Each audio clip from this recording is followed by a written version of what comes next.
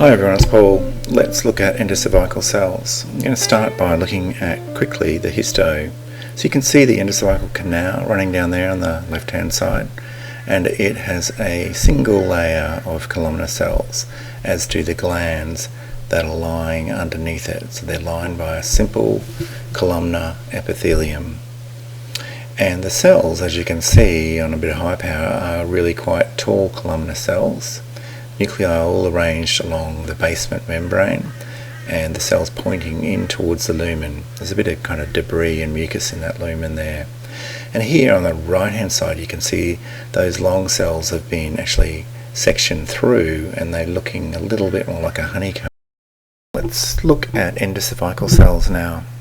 So these are present in probably about 80% of smears, and they're usually in much fewer numbers than are squamous cells. So we're just looking around at some squamous cells, and you can see here is a cohesive little group of cells that seem to have a lot less cytoplasm than the squamous cells that are present.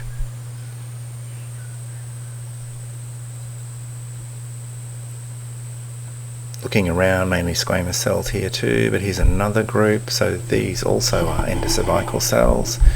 You can see at this end they have a columnar shape to them, a honeycomb in this area, and then columnar configuration again on that side. And by that I mean you can see it's a long cell with a nucleus at one end. This is a sheet of endocervical cells, and you can see how all of the nuclei are in focus at once. So it's quite a flat, orderly sheet with the nuclei well spaced apart from each other. You can see they've got pretty fine, even chromatin, pretty uniform size to the nuclei, and little maybe nucleoli in some of them you can see.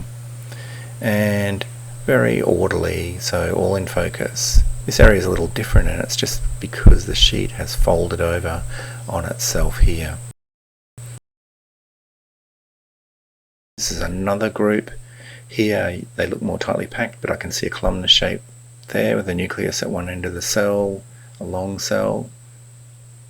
And then in the middle area here is what we would call a honeycomb pattern. Notice how I can focus up and down. On one level I can bring the nuclei into focus, and the other level the honeycomb, and that's just the end of the cell.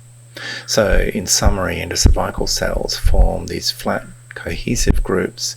They look like a honeycomb where you're viewing them end on, or like a picket fence that's palisading where you can see them lying on their side. Nuclei are uniform, round, oval shaped, have a smooth nuclear membrane, typical, benign, fine, even chromatin pattern. Nucleoli are quite variable. Sometimes you can see them fairly prominently, and they're much more likely to be seen than are in squamous cells. Usually the cell shape is obviously columnar, at least in some parts, and it's helpful to look on the edges of the groups. There is much less homogeneous cytoplasm than you see in squamous cells. It's usually what we would call granular, and that's because it has very fine vacuoles in it. The cells are busy producing mucin. Ciliated cells do exist in the endocervix, but we only fairly rarely see them in thin prep specimens.